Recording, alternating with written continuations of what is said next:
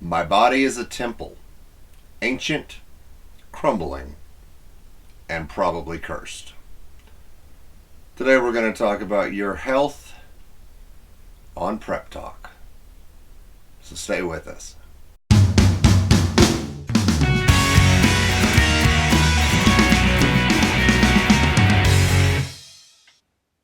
Hey guys, welcome to Prep Talk. As usual, we're going to start with prayer.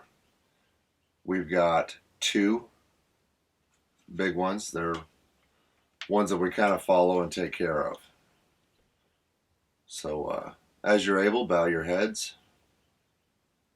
and let's do it. Merciful Father, the first on our list is Brother Bear. He has made mention of some health issues that need to be checked out, and we ask you just to keep him in your arms and take care of him and help this not to be anything too serious. He could also use some help with his truck, keeping it up and running so he can do your will. And we're going to put that in your hands and hope that you can fill his needs as you see fit. Our other prayer request is for Brandon. We keep just lifting him up to you, Father. His burns are healing. But keep him, Mike, and their entire family safe, on the road to recovery, and give them comfort during this time, because it's going to get rough. And it's already been rough. So we thank you for your ongoing support, your ongoing help, and we ask you just to continue. Thank you, Father. Amen.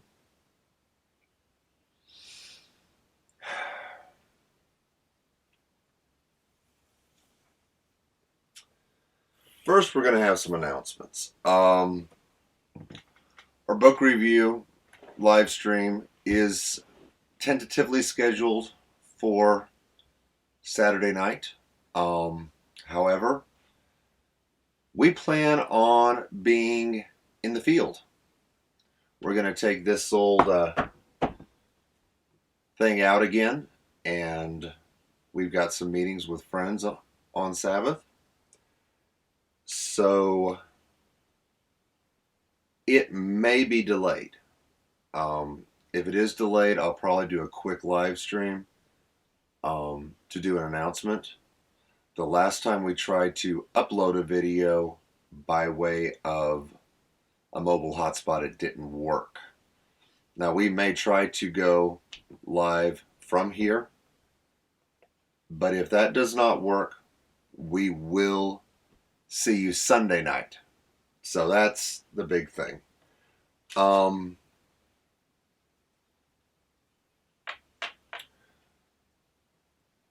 Keep me in your thoughts and prayers. I plan on doing a prep talk on internet safety, teens, and OPSEC soon. But we've had a security breach, and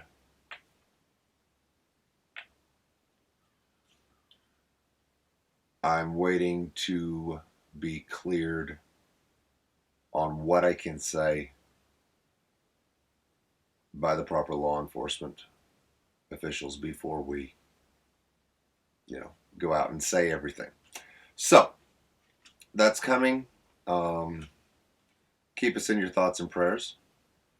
And let's get on with the topic of health and where I'm going to go with this today. I'm just going to say this up front. While most of what I say, my parents know, I really hope that they don't see this video.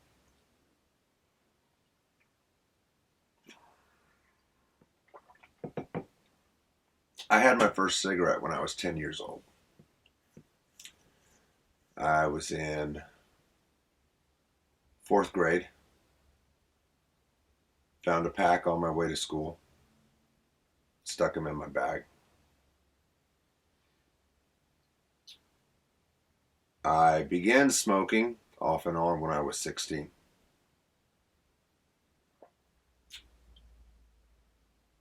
I'm 42. And I did the math, and those of you who are following along will see that it doesn't quite add up because there have been some years that I was smoke free. Um,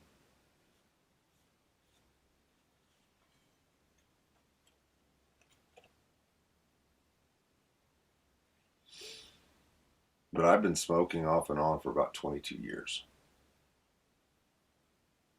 Little over half my life, maybe 21. I don't think a full year has gone by that I have not at least had one cigarette. And while reading in the book, came across, I'm not going to try to tell you in Hebrew, Corinthium Aleph, 1 Corinthians chapter 6, verses 19 and 20. Or do you not know that your body is the dwelling place of the set-apart Spirit who is in you, which you have from Elohim, and you are not your own? For you were bought with a price. Therefore esteem Elohim in your body and your spirit, which are of Elohim. There are other versions of this that call your body a temple.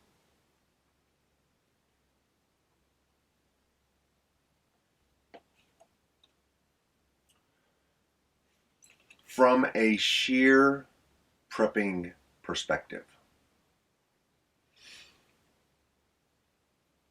we all know the facts. Smoking takes away your lung capacity. It coats the inside of your lungs with tar. You're more prone to lung cancer, etc. But from a sheer prepping perspective, let's say whatever happens, happens. Let's say it's something as stupid as you have a tire blowout, your spare tire is junk, or someone didn't put the spare tire back in your car, or whatever. We're taking your spare tire out of the equation. You run out of gas, but you have to hike down the highway. The ability to breathe, to walk, is a good thing. The ability to hike, we all have our bug out bags. We've got our inch bags, whatever jargon you want to use. And even if we were to keep it to a third of our body weight,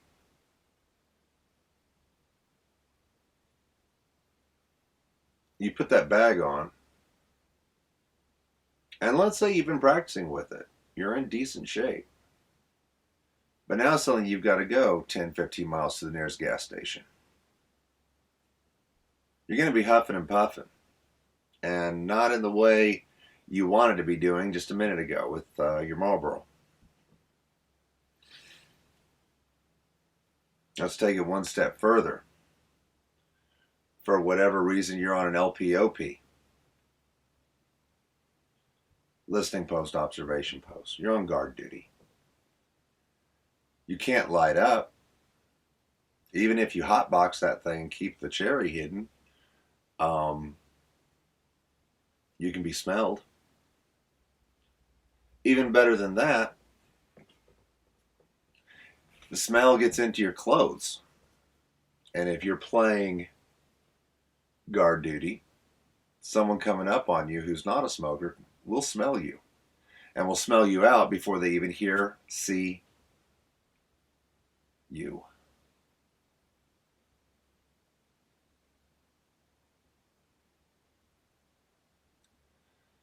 Let's take it one step further.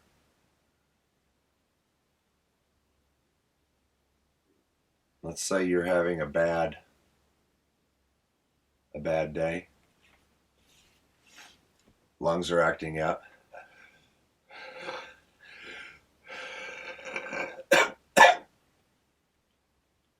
You got a cold. What happens when you start huffing and puffing and that wheezing gets louder and louder? What happens if when you have to take cover and you've been huffing and puffing, you've been wheezing, and then you start to cough? You've given away your position. You are no longer an asset to your team. You are no longer the protector of your family.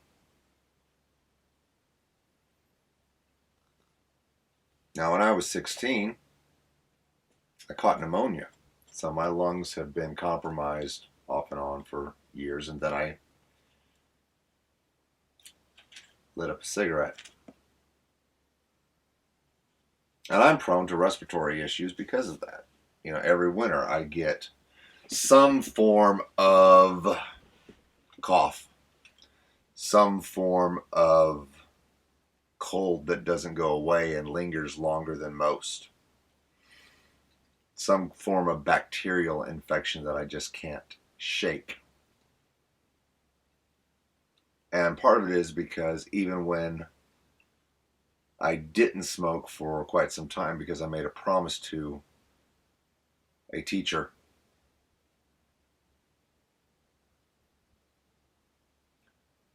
the cilia in my lungs still had a hard time coping and getting that stuff out.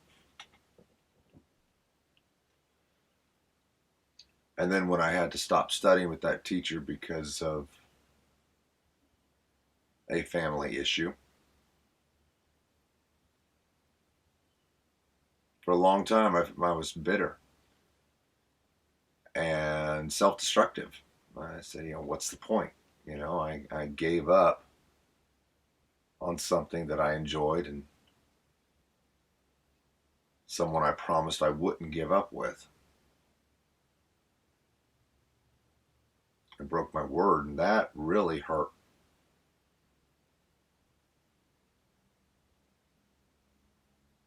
And yet, how many times have I said, well, I'm going to quit smoking, and I broke my word? How many times as a kid did I promise my parents, oh, I'm done with that, Mom, I'm done with that. No, Mom, the Big Red that I'm chewing, the cologne that I'm sprayed down with, the Mountain Dew that I'm drinking and swishing around in my mouth, and the Scope bottle in my car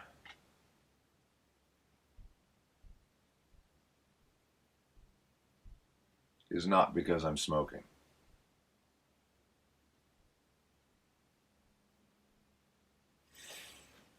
I didn't think I was hurting anyone at the time.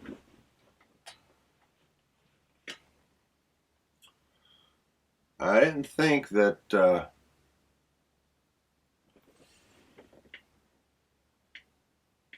there would ever come a time that it would hold me back, or that I would be concerned that it would hold me back.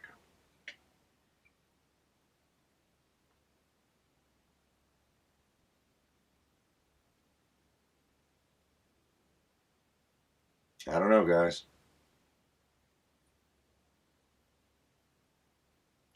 It's a fight I've been fighting for most of my life. Sometimes willingly, sometimes unwillingly, and sometimes half-heartedly.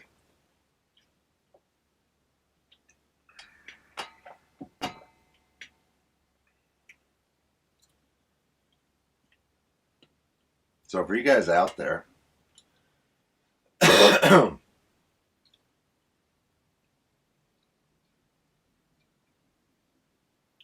I'm going to say two things. One, in defense of smokers. I do not agree with making everything a smoke-free zone and smokers being shunned. I'm thinking back to the little clip of Eric Holder saying we need to make guns like we did with smoking and brainwash people into thinking it's bad and use public service announcements and whatnot. I do not agree with what was done to smokers. Now, I'm not saying that I want an ashtray on, American Airlines flights anymore. And I'm not saying that I think it's okay to light up inside of McDonald's. Having said that, I am old enough to remember ashtrays in McDonald's and Taco Bell. Okay? But I do not agree with the shunning of people because of a choice they make. I'm a libertarian, and I believe that they should pay for their own medical bills if and, when, usually. I've known people that went 60, 70 years smoking hardcore and never got cancer. Never had a sick day in their lives.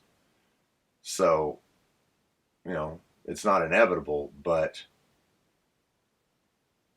caring for yourself after you've chosen to do something to yourself is, I believe, a necessity. You should not be on someone else's dime. Now, having said that, especially we as preppers, if we agree that this is a lifestyle, and if we want to work with a team, work with a mag, work with a tribe, I'm bringing it in, mag, team, tribe, bring it in closer and closer in familial style units. It behooves us to make sure that we are not a liability. Now, guys, I can't guarantee that I'll never pick another one up. I can't guarantee that there's not going to come a time that I'll be smoke free. What is it they say about alcoholics? I'm an alcoholic. I just chose not to pick up a drink today.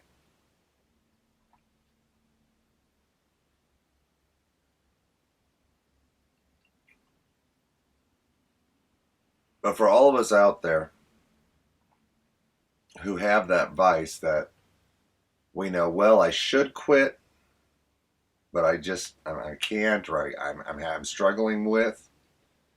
And I'll tell you, when I'm smoke free, it feels like my muscles are just tightening all the time, and I just want to go Wah! and tear my shirt off like the Hulk.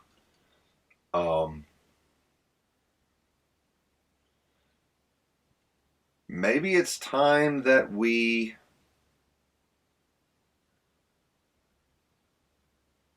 start practicing what we preach with our preps. If you are your most important prep, if your body is one of your most important preps, and you smoke, or you drink in excess, or you eat in excess, if you have anything in your life that you might want to exercise temperance with, maybe it's time we together start trying to exercise temperance. And it's not going to be easy, but like any muscle, the more we flex it, the stronger it gets, right?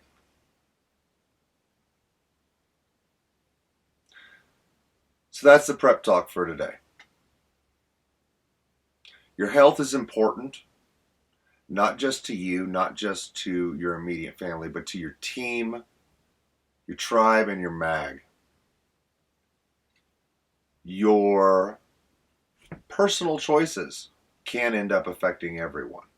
The smell of your clothes can end up affecting everyone, not just someone who has asthma and they smell it and they have a reaction. But when you're trying to be hidden or quiet, that affects the operational capability of your group. So, I suggest I put forward that we all